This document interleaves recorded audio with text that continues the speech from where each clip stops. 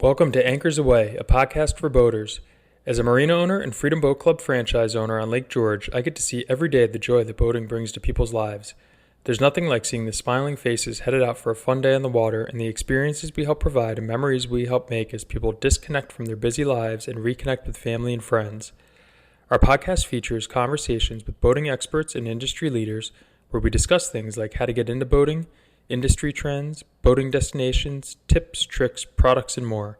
From beginners to experienced boaters, we hope these conversations will inspire you to get on the water, spend more time on the water, and introduce others to the boating lifestyle.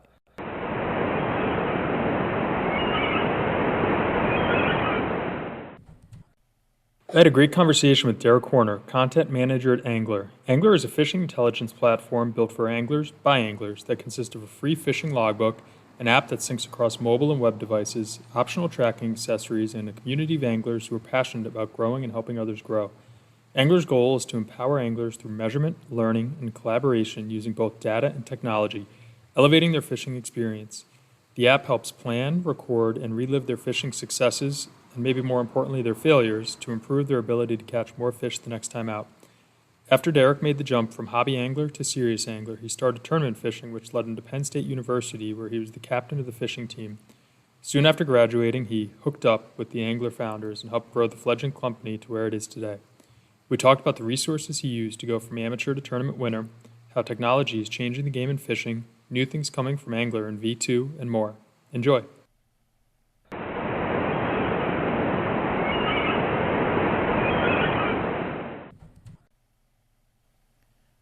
Derek, thanks a lot for joining me. I'm excited to talk to you. You guys have got a lot of cool stuff going on, and we're getting close to starting our ice fishing season here. So our lake fishing season's coming to an end, and soon we'll be frozen and thinking of other things to do and dreaming of next summer again. So nice to keep fishing on the mind and again, catch up with what you guys are doing. And where am I catching you? Where are you based out of?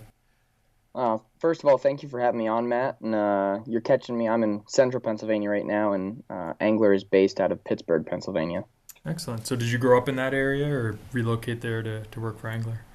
I did. I'm originally from State College. I went out to Pittsburgh in January last year, and then due to all the craziness that came in around March, ended up coming back home since we're working remotely for now. All right. Did you grow up a boater or fisherman? Well, yes and no. I grew up just kind of like leisurely fishing, worm and bobber for bluegills and ponds, and then a few different local lakes. But I would say I actually grew up more in a hunting family than a fishing family. And then my freshman year of high school, I decided to really kind of start taking bass fishing seriously. And a couple years later, I ended up buying my first bass boat and then fished in college and fished a ton of tournaments, and here we are. It's a very short recap, but Well, tell me what you mean by taking fishing seriously. So what does someone do to go from a kind of novice fisherman to a serious fisherman? sure. The way that I went about it is honestly very, my age group in the, early 20s. We went to the internet and I basically just searched as many different tactics and techniques as I could to catch bass. Because as I said, I dabbled in fishing is what I'd say. Spinning rods only, worms, bobbers, maybe an occasional like Rapala as an artificial. But looking into, the huge amount of gear that you can have for bass fishing, when to use what, why you're using it, how you're using it. And I found that for me, reading articles was the most valuable way to obtain that information. I know a lot of kids nowadays are going to YouTube looking for videos, and those videos were around from guys like Fluke Master and those other instructional guys. But I've always found that I learn better through reading it than I have just watching it. So just scouring the internet for as much information as I could pull in the form of articles and just really kind of diving into, there's tens of thousands of different baits and colors, and obviously at 16 I couldn't buy all of them, so kind of coming up with my main small group to put into a backpack, be that Senkos, jigs, tubes, maybe a few hard baits, but kind of what would work in my area here in central Pennsylvania, and just learning how to apply those baits on the fisheries I was at, since I'd never really had someone to show me that. Do you have any particular resource where you found a lot of great articles that you would point to? I'd say Wired to Fish was really good. That one was probably where I spent the majority of my time. Now again, this was almost 10 years ago, but even back then they were still kind of the first one I came across that I just kept going back to, because while I was trying to get more knowledgeable, I was also getting into the professional bass fishing side of things. Now, this was way before the MLF days, way before MLF buying FLW. Your two main tours were the FLW Tour and Bassmaster Elite Series. I could name all the guys on tour. So being able to hear what techniques they used regularly through Wired to Fish articles, and then also being able to watch them use them when I was watching live or watching the recap videos that they would post on YouTube of the entire tournament. It just kind of helped make it all click in my head. Do you remember your first tournament and how you did? I do. The first tournament I ever fished was on a local lake here. Me and my buddy joined a local Bass Federation club. The closest one was like half an hour away from our hometown. So we joined that club, went to the first tournament. I caught my first fish like 10 minutes into the tournament on a white and chartreuse original chatterbait before the jackhammers were around. And I think I ended up like 6th or 7th in that tournament out of, I don't know, 20 guys. I mean, it was a small scale thing, but the most memorable one I have is actually the second tournament I fished. I actually won it, and it was the same body of water the next weekend, and I won as a co-angler. That TBF club didn't do boaters separated from co-anglers. It was just everyone who's there fishes for the number one spot. You set a high bar for yourself early on then. I got that taste of victory, and it really kind of solidified, like, wow, I really like this. Me, myself, I'm a very competitive person. I've been in sports my entire life, and even, in a backyard game of football, like, I can't stand losing. So I picked a horrible thing to get into and like really dive into, because with fishing tournaments, you're lucky if you win, let's call it even 5% of the ones you fish. You're a stud if you're winning that many of the tournaments you fish. So I've been fishing tournaments for 8 years. I've got some really, really cool wins under my belt, cool trophy room with some of my favorite, plaques and things like that. But it's a lot of, what you don't see on social media is all of the tournaments that, I caught one fish or I caught 5 dinks and got absolutely tromped on. And anyone who fishes a lot of tournaments knows that seems to be the norm, is not winning. But you don't really showcase how bad it can be sometimes. Yeah, well, you've got to have a good sense of humility to go into that line, huh? 100%. Yeah, I mean, it's funny, you think, well, how could I possibly fish this body of water for 8 hours and only get one bite?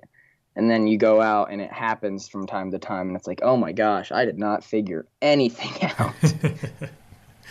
So yeah, it'll humble you, and it's crazy because it can be from one day to the next. Even you could be fishing on a Saturday and absolutely crush them, and go out the next day and have all these premonitions in your mind of how this day is going to go, and you can absolutely suck because you just didn't make the changes that you needed to do based on, let's call it a condition change, or something happened where those fish staged differently, and you just didn't make the changes, and you go from winning to almost last. And it's like, I don't understand how that happened, and quite frankly, I don't ever want it to happen again. It sounds like you've probably gotten out to fish on a fair amount of different bodies of water. Do you have a couple favorite places in mind that you fished? Yeah, so through fishing in college, I fished all over the country. Took my 92 Ranger to Louisiana, Texas, Florida, Southern Alabama, pretty much all over the East Coast, anywhere that you can get to from I-95. I feel like I've been on that road enough to tell you which road signs should be coming up. But if I had to pick some favorites, I would say the St. Johns River in Florida, Lake Chautauqua up in New York. Basically any of the Finger Lakes I've had an absolute blast on. The St. Lawrence River, and then you guys are located on Lake George, correct? Correct. Yep.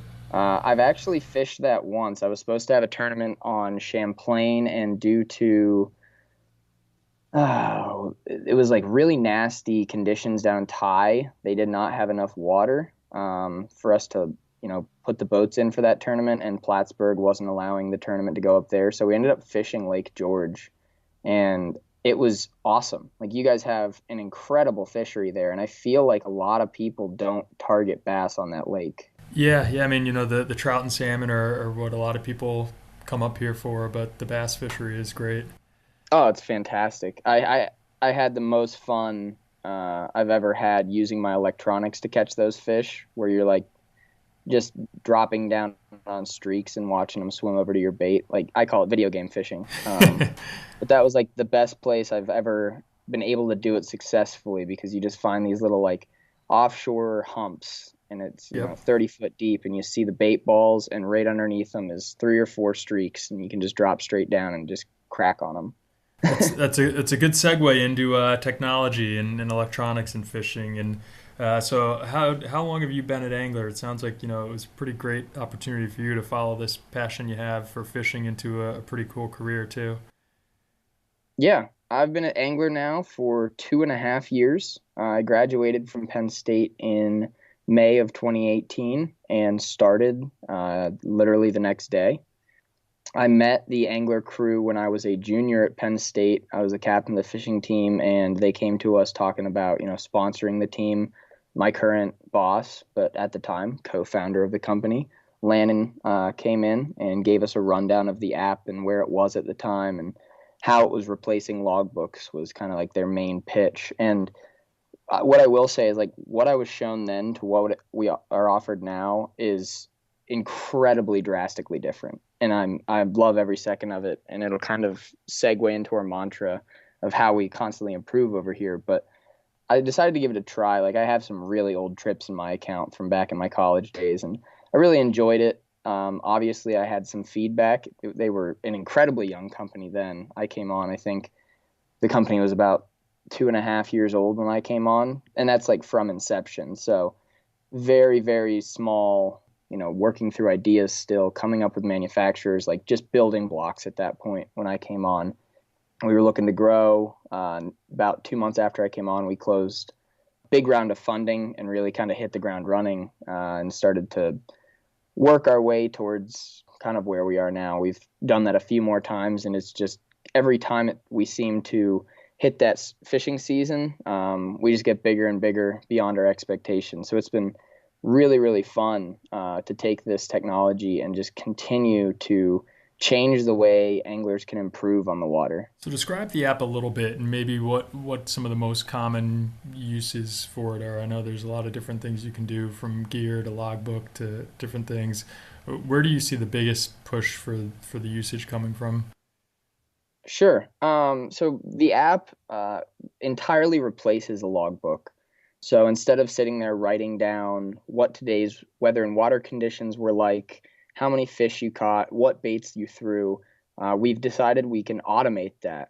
And that's why I found so much interest in it and decided to dive headfirst into it, is because by automating it, you're not just giving an overall recap of the day, you're giving a like step by step of what's happening. So we're charting out on a graph your air condition throughout the day. So, let's say it gets warmer, and right at the peak temperatures when those fish start to bite in the spring. So the next day I go out, I know I can sleep in a little bit. And like you can build all these different patterns and trends by simply tracking this, and we're doing it automatically for you. What the water temp's looking like as the day goes on, what your wind does. We know that wind plays a huge role in creating current on bodies of water, pushing bait around and staging those bass. If it's a river system, what does the flow look like? What does the gauge height look like? And we're tracking all of that, in real time, and basically building out these massive charts for you in your trip profile. And we're doing that every time you hit the water. So like you said, you can add your gear in so you know what baits you threw during that trip. So honestly, it's great to have your successful trips logged, but it's even more valuable to have those trips that weren't as successful, because you can go back in and say, okay, why did this happen? Instead of saying, like I said earlier about when you're tournament fishing and you have that tournament where you just can't put it together, that's incredibly valuable afterwards to sit down and really figure out using data why. Because the next time you go out, you can try to avoid sucking. It really is that simple. Do you see a lot of engagement with the challenges that you guys post up there too? We do. So we released challenges as a new feature in the app in the end of June or beginning of June. And we just kind of wanted to give our community inside the app a way to challenge themselves when they're on the water. And I know that that seems incredibly glaringly obvious since we named them challenges, but there was some feedback we were getting from our users was like, this is great, but I kind of wish there was more ways for me to interact in the app. So by, having these challenges from their favorite brands or brands maybe they haven't heard of yet, it allows not only the community we've built, but also some brands in the industry to kind of tap into our community and say like, hey guys, for example, this is X Zone Lures. We're challenging you to catch and log 10 fish in the ANGLR app. When this is all said and done, we're going to pick 3 lucky winners who complete the challenge, and they're going to get, a prize package. And it's a really cool way that we've been able to engage our community, grow our community, and then engage brands inside the industry. And it's been incredibly successful. I was blown away at the amount of engagement we saw, not only in the app, but also on social media. People picking this up, tagging their buddies, letting them know, you can win this. Or once they do receive their package, posting that up and saying, like, I won this challenge. It was as easy as I was going fishing, and instead of just catching fish, taking a picture and throwing them back, all I had to do was catch the fish, take the picture, and log it in this app. And I ended up winning all of this stuff. We actually had a challenge where we gave away 2 kayaks and a fishing trip with Tyler Anderson, along with a ton of other, smaller prize packages. So it's been really, really cool to see our community and just the general fishing community kind of their receptiveness to taking on challenges in the app. The partnership part of that with different brands seems to have gotten you some great news and press lately, and particularly the partnership with the Abu Garcia rod. Can you talk a little bit how that came together and maybe explain how that works, because that's gotten a lot of great attention. Sure. Yeah, no, that was, as I said, I joined when this company was still in the building block stages. So to have that opportunity a mere 2 years after I joined to team up with a giant like Abu Garcia and build the world's first Bluetooth integrated fishing rod. I mean, it kind of goes without saying, yeah, it was massive for us. It was huge. And it kind of solidified that like we're on the right path here to bring more technology to the fishing space. But the Abu Garcia virtual rod is so cool. So it kind of takes the bullseye technology that we had been marketing since 2019, builds that into the butt of a fishing rod in a weatherproof, waterproof seal, and now you can have your ability to mark your catches everywhere you go when you have your fishing rod. So it Bluetooth connects to the app. Every time you catch a fish, 1 click marks that catch inside your app. 2 clicks marks an editable waypoint. So you can say like, hey, there's a grass line here, or I just went over a stump. Like I wish I would have fished that stump, but now I know it's there for next time. Rock piles. There's I think 14 or 15 different waypoints you can add inside there. So, and then a press and hold marks a gear change to where like, hey, I'm transferring over to my other virtual rod. This one has the crankbait on it. I've been throwing that all morning, not getting any bites. I'm gonna switch over to a shaky head and see what happens, and that can be huge to track as well because you're able to know. Let's say I switch over to that shaky head and start catching them left and right. Well, the next time I come out, I'm probably going to want to have a shaky head tied on. So cool. On a larger level, kind of more macro level, getting people engaged in fishing at a young age obviously is key to getting them started and keeping in it for life and really growing the sport. And I think bringing more technology into the activity, as much as sometimes people say they want to be out on a boat to get away from technology, really is critical for starting to capture younger anglers. Do you see that as a growing trend in the industry? 100%. I think it's a growing trend, not only in the fishing industry, but just, I mean, the world industry in general is everything's getting more technological. But as far as that younger generation is concerned, and I'm going to sound like such an old man here, is like these kids at 3 years old know how to work an iPad better than I can. So kind of pandering to the, younger anglers in that, anywhere up to their 15 kind of age range.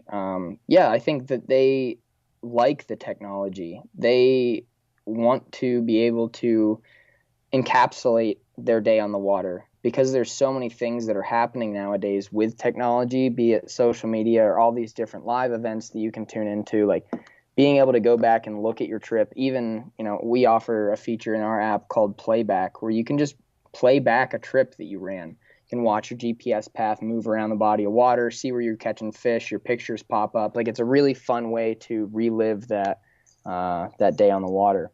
So yeah, so with that ability to relive on the water, we see a ton of that younger generation coming in, even if they're bank anglers, showing off to their buddies, like, look at these bluegill I caught, or look at this bass I caught from the bank. And it's super fun to see that transpire on social media when we're getting those tags. And even as you said, though, when it comes down to the guys who are out there to escape, right? Like, I still have days like that where I just want to go out on the water, enjoy the peace and quiet. Our app's still valuable. That's one of my favorite times to use the bullseye because I don't want to be on my phone. I don't want to be interrupted. But at the beginning of my trip, when I'm dumping my boat in the water, I connect my bullseye on my phone. I can just throw my phone in the glove compartment and walk away, go up, go fishing. And when I catch a fish, all I got to do is reach up on my hat, click that button. It marks that catch in the app. And like it's become second nature to me now, to where every time I catch a fish, I reach up on my hat. And if for some reason my bullseye's not there, I then have that, like, oh crap, where's my bullseye? Like, so even for those who want to, have that escape and just spend that time on the water, I still believe that our app's incredibly valuable to those anglers as well. Any sneak peeks at things to come in the next year or two that you guys have planned, or is it all hush hush until you can launch it? Oh no, I can give you some small sneak peeks. I'd say the biggest thing coming down the line right now is early 2021. We will be releasing a V2 of our current bullseye. Very excited about it. Love the new look. I'm going to leave the look as a lockdown of the sneak peek. But as far as the features go, you'll be able to customize your button clicks. So one click doesn't have to mean a catch. In the app, we'll give you the ability to customize what you want your clicks to mean. It will also be fully waterproof. The one currently, V1, is very water resistant. However, it is not waterproof. If you drop it in the water, it's probably not going to make it. And the coolest part to me is it has a replaceable battery. And there's two reasons why I find that to be the coolest part. One is the environmental aspect of it, right? Right now, our V1, the way that it's built, once it dies after 2 years, it's done. It becomes a desk weight. So you got to go buy another one. With the replaceable battery, you could have the same one over and over and over again. And instead of throwing out, the whole thing, you just drop a little tiny battery and you dispose of that properly. Drop a different battery in, and you're off to the races. I'm super stoked about that because not only are we about fishing, but as a company, one of our goals is to make sure that the environmental impact we leave behind is as small as possible. If I'm a person who hears this or talks to a friend about fishing and gets excited and says, "Okay, I want to give it a shot," and I go online and I see that there's 10,000 different kinds of lures and there's 1,000 different kinds of rods and reels and combinations, and get a little overwhelmed, what would your advice be to someone who's really just looking to start, and maybe next week I want to stop at my local tackle shop and get something to get out for the day? Where do I begin? If you have the ANGLR app, or if you don't, give it a try. The app is free to download and free to use. But in the app, we have a resource center on the bottom left corner. If you click the Explore tab, it brings you to what we call our content feed. And in that content feed, we have a ton of influencers and guys who are working through making videos for anglers looking to learn more. We also have articles in there, some that we write, some that our influencers write, some that we've just find in the industry that are incredibly valuable that we want people to be learning from. And then we also have podcasts in there as well, so you can kind of hop on similar to this, listen to, some different podcasts giving you that instructional content. Outside of that, the biggest thing that I would tell someone right now, if it was a younger angler or even an older angler who might have been like me when I was 13 and 14 and just like, yeah, I go fishing every now and then, but I don't really take it too seriously. But now I'm ready to get into it. The biggest thing I would tell them is to try to keep it simple. I think a lot of times anglers make it too difficult as far as what they're throwing. Well, it's got to have that purple fleck in it. Like, no, it doesn't. Green pumpkins, keep your baits. A Senko catches more fish, in my opinion, than pretty much every other bait out there year over year. And that's not just for me. Like, I feel like that's across fishermen. So just keep it simple. Don't overanalyze the situation in your head and just throw what feels right. And if that's not catching you fish, mix it up. The biggest thing there is tracking what works for you. And I know that that's a super easy plug, but like it really does make sense for new anglers looking to improve. It's kind of why our app is really here, is to help anglers improve. So track what works for you. Start with whatever you feel comfortable with, and if that's not working, switch it up. Mark down that you switched it up in the ANGLR app, and you can go back and see what baits work for you across certain months, and then the next year you go out, you're going to be 10 times farther ahead than you are now. Yeah, and then you'll be ready to win your second tournament. Right. Great. Well, thank you. I appreciate the time. It sounds like you guys are doing some incredible stuff, and you got a lot more exciting things happening in the year ahead. So looking forward to seeing V2 and all the excitement that comes with it. Yeah, much appreciated, Matt. Thank you so much for having me on.